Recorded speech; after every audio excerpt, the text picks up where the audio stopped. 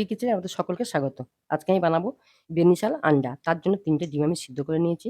আর দেখুন ডিমের গায়ে আমি কাঠ দিয়ে নিয়েছি। কাঠ দেওয়ার কারণ হচ্ছে ভিতরে মসলা খুব ভালো করে ঢুকে যাবে। আমি ডিমের মধ্যে লবণ, হলুদ গুঁড়ো আর কাশ্মীরি লঙ্কার গুঁড়ো দিয়ে মাখিয়ে নেব। দেখুন ডিমগুলো আমি খুব ভালো করে মাখিয়ে নিয়েছি। কড়াতে আমি সাদা তেল দিয়েছি। তেলের মধ্যে আমি ডিমগুলো ভেজে নেব।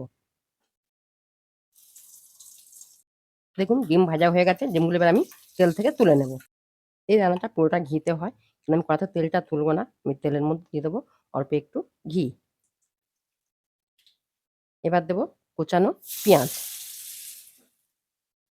পেঁয়াজটা অনেকটা ভাজা হয়েছে। এবার দেবো ৪ টে কাঁচা লঙ্কা, আদা আর রসুন একসঙ্গে পেস্ট করে নিয়েছি।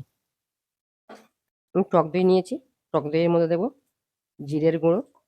আমি জিরের গুঁড়ো যা দেবো তার ডবল দেবো ধনের গুঁড়ো, কাশ্মীরি লঙ্কার গুঁড়ো।